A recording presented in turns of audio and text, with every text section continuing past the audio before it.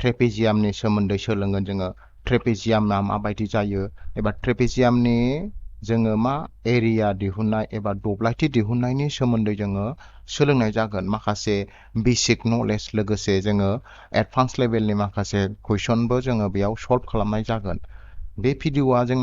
जोंनि आसाम स्टेटनि थाखाय माखासे कम्पिटिटिभ एग्जाम जायो बे कम्पिटिटिभ एग्जामफोरनि थाखाय बियो सिलेबास बायदियै जोबोद इम्पोर्टेन्ट नोंथांमोना जुदि बे भिडिअखौ नायनानै मोजाङै मोजां ट्रेपेजियामनि सोमोन्दै सोलोंनानै लायो अब्ला आनजादाव ट्रेपेजियामनि सायाव जेखि जाया कुइसन फैया मानो जोङो गोरलैयैनो मावफुंनो हागोन अब्ला फैदो जोङो बांद्राय गोबाव खालामालासिनो जोङो डाइरेक्ट ट्रेपेजियामनि सोमोन्दै जोङो क्लासखौ आवगायलांनोसै अब्ला गिबियाव जोङो नैबेयाव मोनसे सावगारि नुदों नोंथांमोनहा ट्रेपेजियाम होननानै बुङो बेखौ ट्रेपेजियामाबो जाहैबाय मोनसे रोखोमनि आखान्थिब्रै जों बेखौ मोनथिखागौ बेनिया मा जायो जरासे उल्था आखान्थिया लिक जायो जरासेल' मा जायो बेना लिक हमनानै लाबाय नैबे डिसि नुवाखै होमबा नोंथांमोन बेखौ आङो एजों फोरमायदों ओमफ्राय नैबे गाहायाव नैबे ए बि बेखौ स्मल लेटार बि जों फोरमायदों होमबा बे आरो बे आखान्थिया मा जायो जोंना लिक जायो ट्रेपेजियामना बे जरासे आखान्थियाल' मा जाहैबाय लिक जाबाय ओमफ्राय लिक नङै आखान्थिफ्रा मा जाबाय नैबे एडि ओमफ्राय नैबे मा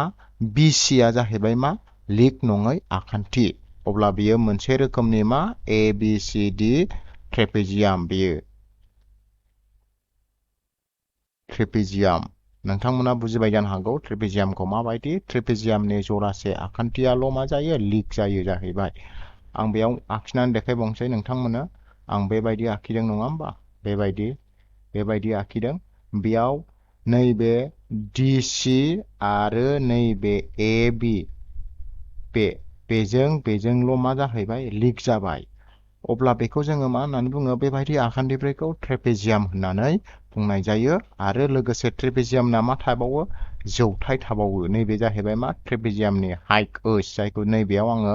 ओसजों फोरमायनानै होखादों बेखौ मोनथिनांगोन होमबा जोङो ट्रेपेजियामनि सावगारिखौ मोनथिबाय दाना ट्रेपेजियामनि सावगारिखौ मोनथिखांनायनि उनावहाय बेनि दब्लायथिखौ दिहुननायनि मावसुलुखौबो मोनथिनांगौ मानो होनबा जोंना आनजादाव ट्रेपेजियामनि दब्लायथियासो फैयोब्ला बे होमबा नायदो नोंथांमोन नैबे एरिया एबा दब्लायथि ट्रेपेजियामनि दब्लायथिनि फर्मुलाया मा जाहैबाय 2/3 सानजाब मोननै लिक आखान्थिनि दाजाब गासै मोननै लिक आखान्थि बेयावथ' जोंहा जरासे लिक थायो नङा होमबा बे मोननै लिक आखान्थिनि जखाखौ दाजाबनांगौ मोनसेया जाहैबाय नैबे ए आरो गुबुन मोनसेया जाहैबाय नैबे बि होमबा बे जरासे लिक आखान्थिनि जखाफोरखौ दाजाबनांगौ थारमाने ए प्लास बि खौ जोङो दाजाबनांगौ ओमफ्राय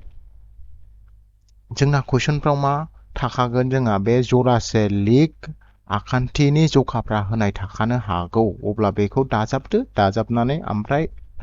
मा जौथायबो होनाय थानो हागौ जौथायबो होनाय थायोब्ला जोङो जौथायखौ सानजाबनांगौ फ्राय खिन्थु जोङो आनजादनि कुइसनफ्राव मा नुगोन जौथाय होनाय थायि नुनो हागौ एखमबा मा दब्लायथिया होनाय थाखानाय जानो हागौ दब्लायथिया होनाय थाखानायब्ला जोङो जौथायखौ दिहुन बेफोरबायदि होननाय जानो हागौ जिखुनु जाया नोंथांमोना एबा सोलोंगिरि नोंथांमोना नैबे फर्मुलाखौ गोसोआव लाथारनांगोन 2/1 सानजाब मोननै लिक हांखोनि जखाफोरनि दाजाब गासै सानजाब जौथाय बे फर्मुलाखौ गोसोआव लानांगोन अब्लासो ट्रेपेजियामनि प्रब्लेमखौ सल्भ खालामनो हागोन ट्रेपेजियामनि जेखि जाया दिहुना मानो जोंनो बे फर्मुलाखौ नांगोन अब्ला फैदो जोङो माखासे एग्जामपोलनि गेजेरजों जोङो ट्रेपेजियामनि दब्लायथिखौ माबोरैहाय दिहुनो बेखौ जोङो नायलांसै आङो बेयाव गुबुन गुबुन टाइपनि एग्जामपोल लागोन नोंथांमोना भिडिअखौ जोबजाबसिम नायोब्लासो मोजाङै हमनो हागोन अब्ला फैदो जोङो गुबुन मोनसे एग्जामपोल लानोसै एग्जामपोल 1आव फैबाय जोङो एग्जामपोल 1आव नुदों नोंथांमोना बेयाव मोनसे ट्रेपेजियाम बे ट्रेपेजियामाव जोंना जरासे आखान्थिया लिक दङ बेयाव नैबे ए बि ओमफ्राय नैबे डि सिया लिक जाहैबाय होमबा जरासे आखान्थिफोरा जोंना एबा लिक आखान्थिफोरनि जखाया होनाय दंखायो लोगोसे नै जौथायनि जखायाबो होनाय दंखायो अब्ला जोङो ट्रेपेजियामनि दब्लायथि दिहुननो थाखाय बेखौ नांथारगोन हो जरासे लिक आखान्थिनि जखा आरो जौथाय बेखौ नांथारगोन बेखौ मोनब्लासो जोङो ट्रेपेजियामनि दब्लायथिखौ जोङो गोरलैयैनो दिहुननो हागोन लोगोफोर होमबा एरिया दिहुनोब्ला जोंहा मा खालामनांगोन एरिया दिहुनोब्ला जोंहा मामोन हाफ इनटु जरासे लिग आखान्थिनि दाजाबगासै a प्लास b इनटु मामोन जौथाय जोंना बेयाव हाफ इनटु जरासे लिग आखान्थिफ्रा मा 12 आरो 18 नङा होमबा बे 12 प्लास 18 खौ दाजाबनांगोन बेथ' जोबोद गोरलै एग्जाम्पल लोगो बेनि उनावहायसो जोंना माखासे गोरा एग्जाम्पला फैगोन नोंथांमोना जेखुनु नायलांबाय था जौथायाव बेसेबां दङ जौथायाव 8 दङ अब्ला जोङो बेखौ बानायबानो बिनि दब्लायथिनि जखाखौ जों मोनसिगोन बेनिफ्राय जों बोरै खालामगोन बेखौ जोङो डाइरेक्ट 2 जों 8 खौ दाननो हायो 2 सानजाब 4 होबा जों मा नैबे 8 खौ केन्सेल खालामनो हायो होमबा दा मा आग्लायखो 12 प्लास 18 जाबाय बे 12 प्लास 18 खालामबा जोंना बेसेबां जागोन 30 जागोन नङा होमबा 30 इनटु ओरैहाय बेसेबां आग्लायखो 4 होमबा बेखौ सानजाबबा जोंना बेसेबां ओंखारगोन दा सानजाबबा बियो 120 सेन्टिमिटार स्कुवेर सेन्टिमिटार दङब्ला जखाया सेन्टिमिटार स्कुवेर जागोन बे होमब्ला जोङो मोनबाय दब्लायथिखौ होमबा ट्रेपेजियामनि दब्लायथिखौ जोङो माबायदि दिहुनो बेबायदि लोगोफ्रा नुबाय जानो हागौ बेयो जाहैबाय जोबोद गोरलै बेबायदि जुदि जौथाय आरो मोननै लिग आखान्थिनि जखाया होनाय थाखायोब्ला बेबायदि जों दिहुनो दानिया फैदो जोङो नेक्स्ट एग्जाम्पलाव जोङो नायबावनोसै दानिया नोंथांमोन नायदो नैबे 2 नाम्बार एग्जाम्पलाव फैबाय जोङो नैबे जाहैबाय 2 नाम्बार एग्जाम्पल 2 नाम्बार एग्जाम्पलाव नोंथांमोना बेयाव मोनसे सावगारि नुनो मोनदों बे सावगारिया जाहैबाय ट्रेपेजियामनि सावगारि बेयाव नायदो नै जरासे लिग हांखोनि जखाया होनाय दंखायो ओरैहाय 20 ओरै ना मा 30 होनाय दंखायो ओमफ्राय लिग नङै आखान्थिनि जखायाबो होनाय दंखायो ओरैहाय 13 नैबे 13 नाथाय जोंना दब्लायथि दिहुननो थाखाय जोंनो मा नांगौ दोंनै लिग हांखोनि जखाखौ नांगौ लोगोसे मा नांबावगौ जोंनो जौथायनि जखाखौबो नांगौ जौथायखौबो नांथारगोन नङा होमबा लोगोफोर नाथाय बे कुइसनाव जोंना जौथायानो होनाय गैया जौथाया नैबेनिफ्राय नैबेसिम हा बे जौथायानो होनाय गैया अब्ला जों बे जौथायखौ जोङो बोरैहाय दिहुनगोन नोंथांमोन बे जौथाया होनाय गैया बेखौ जों बोरै दिहुनगोन अब्ला नोंथांमोना भिडिअखौ मोजाङै नायबानो जाबाय जोङो बे जौथायखौ दिहुननो थाखाय जोङो गिबियाव जों मा खालामनांगोन ओरैहाय खालामनांगोन नै लोगोफोर नैबेनिफ्राय नैबेसिम 20 नङा होमबा बेखौ जुदि आङो ओरैहाय बोयोब्ला मा जागोन बेयो मोनसे जोंना लिग जागोन नङा होमबा बेयो मोनसे लिग दब्लाय जागोन बेयो लिग दब्लाय बेयो मोनसे मा जाहैबाय बे गोथां रं होनाया मोनसे लिग दब्लाय जाबाय लिग दब्लायनि गासै उल्था आखान्थिफ्राथ' जोंना मा जायो समान जायो नङा होमबा नैबे 20 नालाय नैबेनिफ्राय नैसिमबो बेनिफ्राय बिसिमबो मा जागोन बेनिफ्राय बिसिमबो 20 जागोन नङा होमबा बेनिफ्राय बिसिमबो 20 जागोन अब्ला नैबे आरो नैबे आरो नैबेयो बेसेबां जागोन जों बेखौ दिहुननानै लानांगोन मिथिबाय लोगोफोर होमबा जोङो 30निफ्राय जुदि 20 खौ दानख'योब्ला मा आग्लायगोन 10 आग्लायगोन नङा होमबा बे 10 आग्लायनाया मा जागोन नैबेयाव 5 थागोन ओमफ्राय ओरैबो 5 थागोन नङा होमबा बे 20 जाबाय नैबेजों 25 ओमफ्राय नैबेजों मा जाखो 30 होमबा नैबे गोलावा खेबसेनो बेसेबां जाफिनगोन जोंना 30 जागोन बेबायदि दिहुनो लोगोफोर बेखौ जोङो बेबायदि दिहुनो दाना बेबायदि दिहुनखांनानै नैबे मोनसे आखान्थिथाम आरो नैबे मोनसे आखान्थिथामखौ जोङो नायदो बे आखान्थिथामखौ हाख'बा जों मा मोनगोन मोनसे खनाथि आखान्थिथाम मोनगोन नैबेबायदि मोनसे मा राइट एंगेल नैबे मा जाबाय 30 नैबे 5 नैबे गैया बे जौथाय नङा होमबा बे जौथायखौ जोङो गोरलैयैनो दिहुननो हासिगोन जोङो मा मोनसे पाइथागरासनि फर्मुला दंमोन ना जोंहा खनाथि आखान्थिथामाव आखान्थिनि जखा दिहुननो थाखाय जोङो पाइथागरासनि फर्मुलाखौ जोङो बाहायनांगौ पाइथागरासनि फर्मुलाया मा बेखौथ' मोनथिखाबाय लाव आखान्थिनि सायाव बर्ग थारमाने 13 स्कुवेर इकुवेल टु मा जागोन जौथायनि सायाव बर्ग नङा होमबा प्लास ओमफ्राय मोनसे हासानि सायाव बर्ग बेबायदि नङा होमबा बियो होमबा 13 मोननै सानजाबनांगोन होमबा 169 जायो ओमफ्राय इकुवेल टु ओरैहाय स्कुवेर प्लास 5 मोननैबा मा जायो 25 दाना 25 खौ ओरै समान समान बारनानै लाबा 169 माइनास 25 इकुवेल टु ओरैहाय स्कुवेर जागोन नङा होमबा लोगोफोर जौथायखौ बेबायदि दिहुननानै लाथारनांगौ जाय जौथायखौ मोनथियाबाथाय बेबायदि दिहुननानै लादो जौथायखौ मोनबाथाय जोंहा गोरलैयैनो जोङो ट्रेपेजियामनि दब्लायथिखौ हाखायो 169निफ्राय 25खौ जोङो मा खालामनांगोन माइनास खालामनांगोन होमबा 144 मोनगोन इकुवेल टु ओरै स्कुवेर दाना बे स्कुयारनि थाखाय ओरै रुट फैनानै 144 जागोन बिदि ओरैहाय स्कुयार सरि स्कुयार नंला दाना होमबा नि माना बेसेबां मोनगोन जों 12 मोनगोन होमबा जौथाया नैबेयाव बेसेबां जागोन जोंना जौथाया बेयाव मा 12 जौथायखौ मोनबाय ओमफ्राय दोंनै लिग हांखोनि जखाफ्राबो होनाय दंखायो मोनसे 20खौ आङो A हमबाय ओमफ्राय नैबे 30खौ आं मा हमबाय B हमबाय नङा होमबा अब्ला जोङो दा दब्लायथिखौ दिहुननो हासिगोन बा बिथिं आं दिहुनफैनोसै देयारफर एरिया जोङो ट्रेपेजियामनि एरिया दिहुनबा फर्मुलाया बे मोनसेयानो half into A plus B into H नङा होमबा बे हाफ इनटु जोंना दोंनै लिग हांखोनि जखाफ्रा बेसेबां बेसेबां दङ 20 प्लास 30 दङ नङा होमबा बे 20 प्लास 30 इनटु जौथाया बेसेबां 12 दाना जों दानजायो नैजों आङो नैबे 12खौ दाननो हायो 2 सानजाब 6 होबानो मा जायो नैबे 12आ केन्सेल आउट होमबा मा आग्लायखो 20 प्लास 30 बेसेबां जायो 50 जायो नङा होमबा इकुवेल टु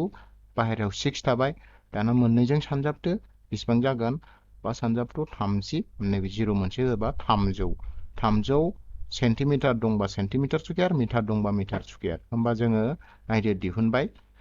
ट्रेपेजियामनि दब्लायथिखौ जुदि जौथाया होनाय गैयाब्ला जोङो एसे खर'आव मोजाङै बुद्धि बाहायनानै जोङो जौथायखौ दिहुननानै लाग्रोनांगोन बे जौथायखौ दिहुननो थाखाय जोङो मा फर्मुला बाहायो पाइथागरासनि फर्मुला बाहायो बेखौबो गोसोआव लानांगोन नोंथांमोना बेनि उनावहाय जोङो जौथायखौ मोनखांनायनि उनावहाय बे गोरलै सिगाङाव मोखासथ' लानाय एबा गोसोआव थानाय जोंना बे फर्मुला बे मोनसे फर्मुलाजोंनो जोङो ट्रेपेजियामनि दब्लायथिखौ दिहुनो दानिया फैदो एसे आरो डिफिकाल्ट जोङो मा खालामबावनोसै एग्जाम्पल लाबावनोसै अब्ला नोंथांमोना भिडिअखौ जोबजासिम नाय दानिया फैलायबाय जोङो नै 3 नम्बर एग्जाम्पलाव फैबाय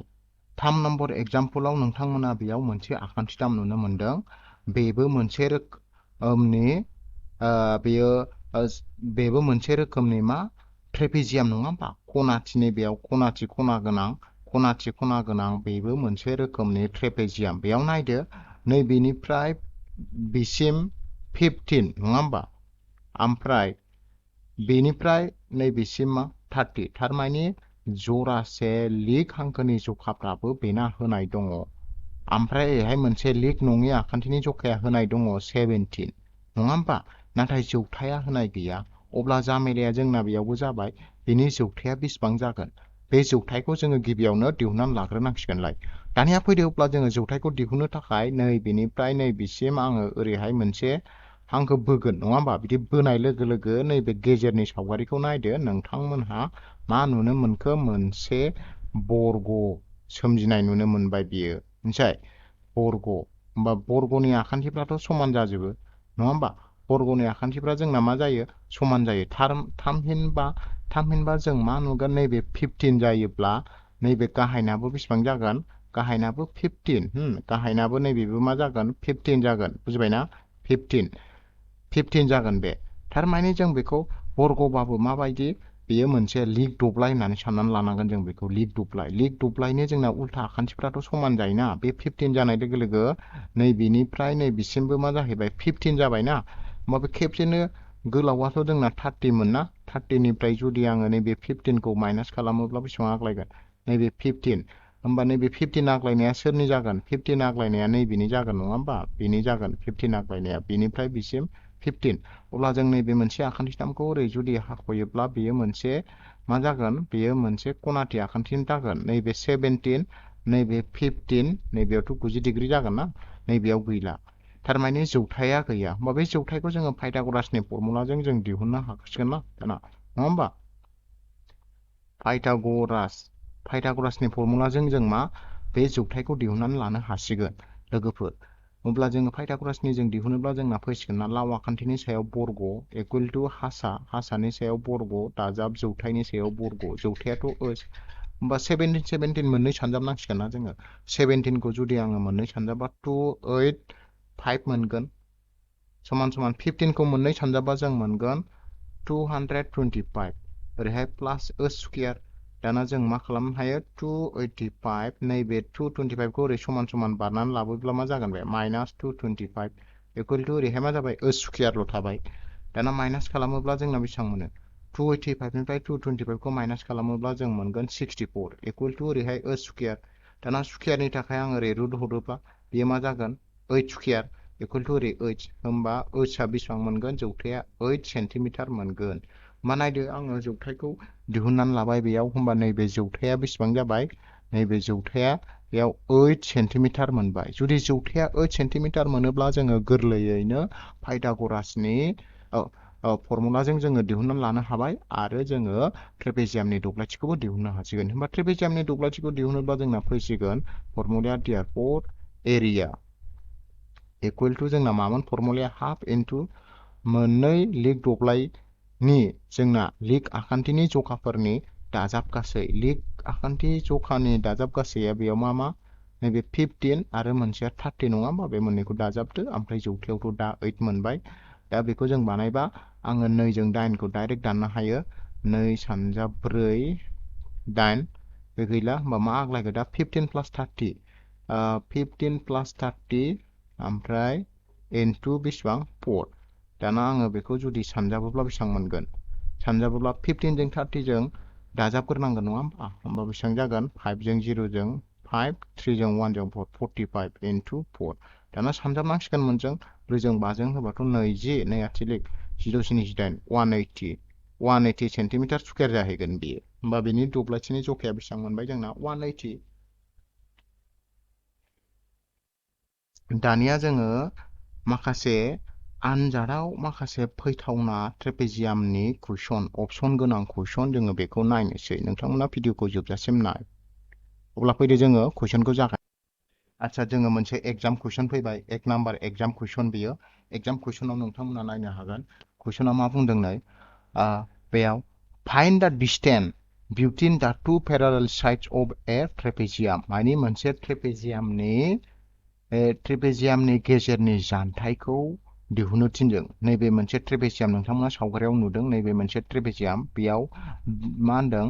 मोननै लिग आखान्थिया बेयाव नैबे मोनसेया 20 हमनानै लाबाय आं बेखौ AB नाम होबाय ओमफ्राय नैखौ CD नाम होबाय AB आरो CD आ दोंनै लिग आखान्थि बियो नङा होमबा दोंनै लिग आखान्थि जखाफ्रा होनाय दंखायो 20 आरो 30 नङा होमबा if the area of a trapezium is 500 square meter माने एरियायाबो होनाय दंखायो एरियाया बेसेबां होनाय दंखायो ट्रेपेजियामना एरियाया 500 मिटार स्क्वायर होनाय दंखायो हा and two parallel sides are equal to 30 meter and 20 meter respectively ओमफ्राय बिनि मा जरासे लिग आखान्थिनि जखाफ्रा मोनसेया 20 खौ आं बे होबाय 20 खौ A लाबाय ओमफ्राय नैबे 30 खौ आङो मा लाबाय B लाबाय होमब्ला जोंना हाइटखौ दिहुननांगौ जौथायखौ दिहुननांगौ बे बेंक पिअ 2008 आवबो फैखांनाय कुइसन बियो अब्ला बबे मोनसेया जागोन बेखौ जोङो बासिनांगौ होमबा जेबो नङा जोंहा बेयाव फर्मुलाखौल' गोसोआव लाबोनांगोन होमबा एरिया दिहुनब्ला जोंना मामोनलाय half into A plus B into H मोन नैबे जौथायखौ दिहुननांगौ होमब्ला आङो बेखौ बानायलांबा बोरै जासिगोन एरियानि जायगायाव आङो बेसेबां 500 खौ होनांसिगोन नङा होमबा 500 होनाय दंखायो नालाय इनटू सरि नैबे इकुवेल हाफ इनटू A आव आङो मा 20 खौ लाबाय प्लास B आव आङो मा 30 खौ लाबाय बिदि इनटू H आ होनाय गैया नङा होमबा बेयो नोंथांमोना बुजिबाय जानो हागौ नङा होमबा बुजिबाय दानिया फैदो जोङो बेखौ फार्दार सल्भ खालामलांसै सल्भ खालामलांनानै ओसआ बेसेबां मोनो जोङो बेखौ मा दिहुनहैनोसै होमबा बेखौ दिहुनब्ला जों मा खालामगोन नैबे 2 आ नैबे 500 जों इनटू खालामहैगोन नङा होमबा बेयो बेसेबां जागोन 500 इनटू 2 इकुवेल टू ओरैहाय 20 जों 30 जों प्लास खालामबा बेसेबां जागोन 50 ओमफ्राय H जों इनटू खालामबा 50 H जाहैगोन नङा होमबा बियो दाना आङो H खौ लाखिनांगौ नङा होमबा H खौ लाखियोब्ला नैबे 50 आ मा खालामगोन 500 इनटू 2 खौ रानगोन ओरै H खौ जुदि लाखियो आङो 500 इनटू 2 खौ जोंना नैबे 50 आ डिवाइड खालामहैगोन अब्लानो जौथायखौ मोनगोन होमबा आं बेखौ दानबानो मोनबाय 100 नङा होमबा बेसेबां दाननांगोन आङो 50 सानजाब 150 नङा होमबा 50 सानजाब 10 बेसेबां 500 होमबा बेसेबां मोनखो 10 इनटू 2 बेसेबां 20 मिटार होमबा जौथाया बेसेबां जागोन 20 मिटार जागोन नोंथांमोन 20 मिटार अपसनाव दंना गैया नायदो नैबे अपसन नाम्बार A बे 20 मिटारानो बे कुइसननि कारेक्ट एन्सार जागोन दानिया फैदो जों आरो नेक्स्ट आनजादनि कुइसन नायबावनोसै दानिया जोङो फैबाय 2 नम्बर कुइसनाव फैबाय दाना आनजादनि जाथावना कुइसन 2 नम्बराव बुंदों नायदिनै दा area of a trapezium is 384 centimetre square माने ट्रेपेजियामनि एरियाया बेसेबांहाय दंखायो नै आं लिरनानै लाखानोसै होनायखौ एरियाया 384 सेन्टिमिटार स्कुयार होनाय दंखायो if its parallel sides are in the ratio 3:5 ओमफ्राय बिनि लिग आखान्थिफोरनि जखाया बेसेबां होनाय दङ 3:5 होमबा जोङो लिग आखान्थिनि जखाखौबो आं लाखानोसै एखौ आङो रुजुथायाव होनाय थाबा x हमनानै लानांगोन बिदि a 3x ओमफ्राय b आ मा 5x बिदि हमनानै लाबाय and the perpendicular distance between them ओमफ्राय बिसोरनि गेजेरनि जानथाया बेसेबांनो 12 सेन्टिमिटार माने हाइटआ बेसेबां 12 सेन्टिमिटार होनाय दंखायो होमबा दा सिमुलार अफ दा पेरारेल साइड इज नैबे दुइसिन आखान्थिनि जखाखौ दिहुननांगौ 3x माइनि बेसेबां ओंखारो बेखौ दिहुननांगौ माने सावगारिखौ जोङो आखिबा बेफोरबायदि मोनबाय जेनेबा बेफोरबायदि मोनबाय नैबे ट्रेपेजियाम नङा होमबा नैबेखौ हमनानै लादो 3x नैखौ हमनानै लादो 5x ओमफ्राय नैबे जौथाया बेसेबां होनाय दङ जौथाया 12 सेन्टिमिटार होनाय दङ नङा होमबा बेबायदि होमब्ला नैबे 3x माइनि बेसेबां बेखौ दिहुननांगौ नङा होमबा ओमफ्राय एरियायाबो बेसेबां होनाय दंखायो टटेल एरिया 384 होनाय दंखायो जेबो नङा होमबा बेबायदि कुइसना जोङो मा खालामनांगोन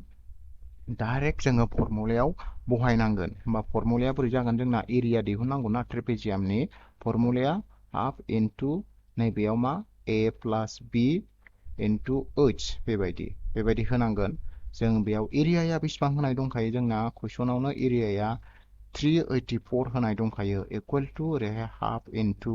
एयाव जोङो मामोन फिसाया 3x ओमफ्राय बियाव मा लादोंमोन 5x बिदि होनांगोन इनटु जौथाया बेसेबां 12 होनाय दंमोन नालाय 12 होनांगोन जौथायखौ बेबायदि नङा होमबा बेबायदि दा बेयाव जों मा खालामनांगोन नैबे 2आ 384 जों सानजाबनांगोन ओरै 384 इनटु 2 इकुवेल टु ओरैहाय मा नैबे 3x जों 5x जों दाजाबबा मा जायो 8x इनटु ओमफ्राय बाहेरायाव 12 नालाय 12 दाना 8x खौ लाखिबा नैबे 12आ बे मोननैखौ रानहैगोन ओरैहाय 384 इनटु 2 खौ नैबे 12आ रानफैगोन नङा होमबा ओरैहाय 12आ रानफैगोन होमबा ओरैहाय मा बासायगोन 3x बासायगोन दाना बेखौ बानायदो आङो 12 जों 384 खौ राननांगौ जुदि आं 384 खौ 12 जों रानोबा बेसेबां मोनगोन 3 होबा 36 नङा होमबा 2 4 नैबे 2 होबा बेसेबां 24 32 मोनगोन आङो 32 मोनगोन फावथेनखौ सोलायनो दाननायखौ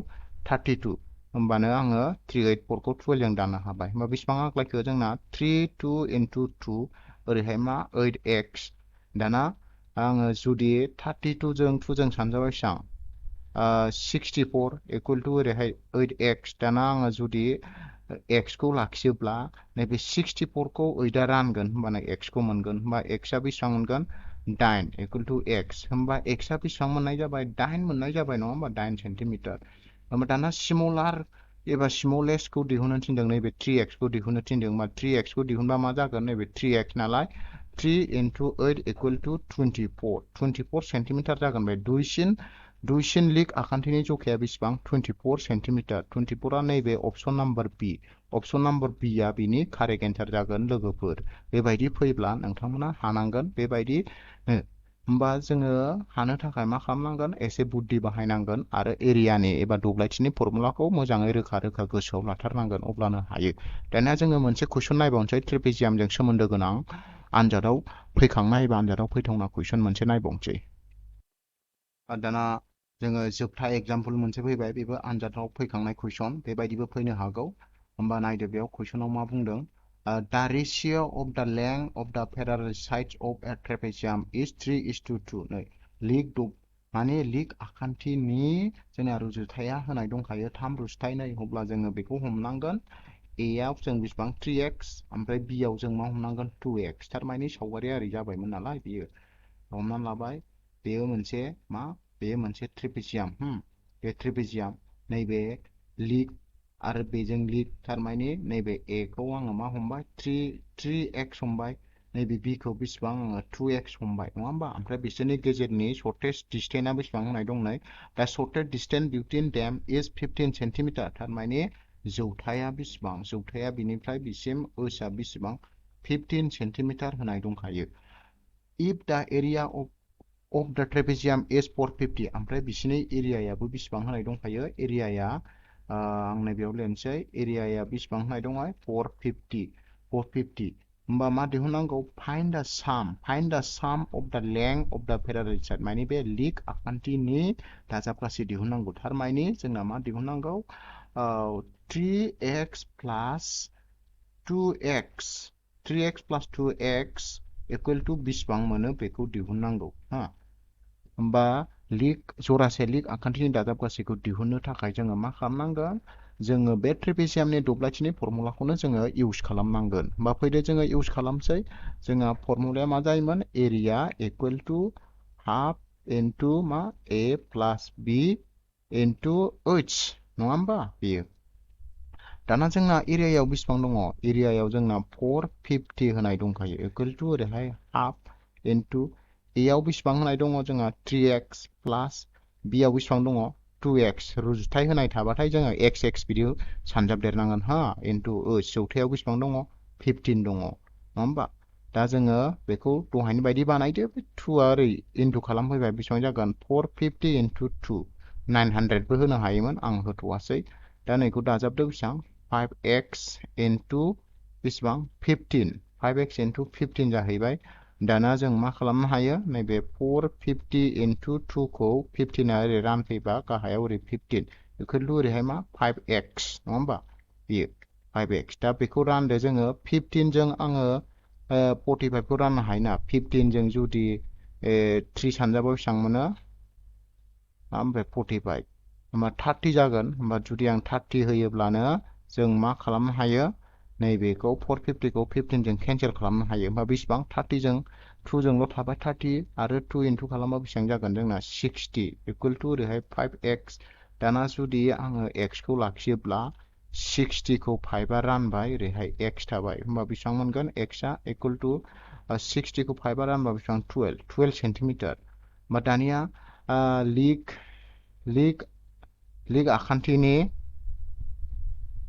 आखान्थिनि दाजाब गासै दिहुननांगौ नङा होमबा दाजाब गासै लिक आखान्थिनि दाजाब गासै होमबा मामोन दाजाब गासैया जोंना 3x प्लास 2x दंमोन नङा होमबा गोजौ नायबा नुसिगोन जोङो मा दंमोन नैबे नै नङा होमबा 3x प्लास 2x बेखौ दिहुननांगौ ना होमबा बेसेबां जागोन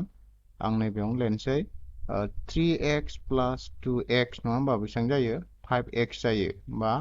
5 इनटु x माइनि बेसेबां 12 होमबा मोननैजों दाजाबा 60 सेन्टिमिटार जागोन होमबा एन्सारा मा 60 दंना गैया होमबा 60 आ जोंना बबे अपसन नाम्बार D नैबे अपसन नाम्बार D 60 सेन्टिमिटारा बे कुइसननि कारेक्ट एन्सार जागोन नोंथांमोन बेखिनियावनो जोंना ट्रेपेजियामनि भिडिअ'आबो बेयावनो जोब्बाय नोंथांमोना बेबायदिनो जुदि आंखौ सापर्ट खालामबाय थाबा आङो मोजाङै मोजां बेबायदि आङो सिलेबास वाइसै 10 स्टेन्डार्डनि आङो लाबोबाय थानाय जागोन आनजादनि थाखाय अब्ला